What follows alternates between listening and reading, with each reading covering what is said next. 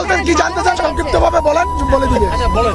গতকাল 7 তারিখ রাতে আনুমানিক 10:25 দিকে আমার আব্বুর ফোনে একটা অজ্ঞাত নাম্বার থেকে কল আসে এবং আমার আব্বুকে বলা হয় যে আপনার ছেলে যদি এই কোটা প্রথার বিরুদ্ধে আন্দোলন থেকে সরে না আসে তাহলে আপনার ছেলেকে হয়তো আপনারা জীবিত পাবেন না, আপনার ছেলের লাশটা পাবেন। আর তা না হলে দেখা যাবে যে কোথাও না কোথাও আপনার ছেলেকে মেরে ফেলে রাখা হয়েছে, একটা অ্যাম্বুলেন্সে করে লাশটা পাবেন, আপনার ছেলেকে জীবিত পাবেন না। আব্বু যখন তার পরিচয় জানতে চায় তখন সে চট্টগ্রাম বিশ্ববিদ্যালয়ের শিক্ষার্থী বলে পরিচয় দিয়ে ফোনটা কেটে দেয়। তারপরে আমরা নাম্বার ট্র্যাক করার চেষ্টা করেছি এবং কিছু তথ্য আমাদের কাছে বের হয়ে এসেছে যে সে হৃদয় আহমেদ রিজভী নাম এবং সে চট্টগ্রাম বিশ্ববিদ্যালয়ের নাট্যকলা বিভাগের 19-20 সেশনের শিক্ষার্থী। আর উনি শাহ আমানত হলের 313 নম্বর রুমে থাকেন।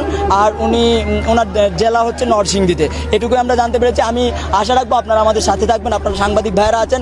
আমরা রাজপথ ছাড়ছি না যতদিন পর্যন্ত আমাদের দাবি আদায় না হয়, প্রয়োজনে রাজপথে মত ঠিক আছে।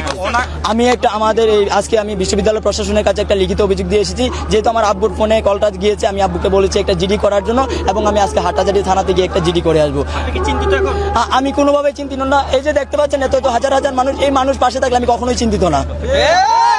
আপনার আব্বু কি আপনার সাথে থাকে নাকি বাড়িতে থাকে? আমার আব্বু নেত্রকোনায় থাকে, বাড়িতে থাকে। আমি সেখানেই কল করেছি। জি, সেখানেই কল করেছে। আপনার পুরো নামটা কি? আমার পুরো নাম খান তালাত মাহমুদ রাফি। আপনি কোন ডিপার্টমেন্ট? আমি নাট্যকলা বিভাগ 2022-23 সেশন, চট্টগ্রাম বিশ্ববিদ্যালয়। Thank you.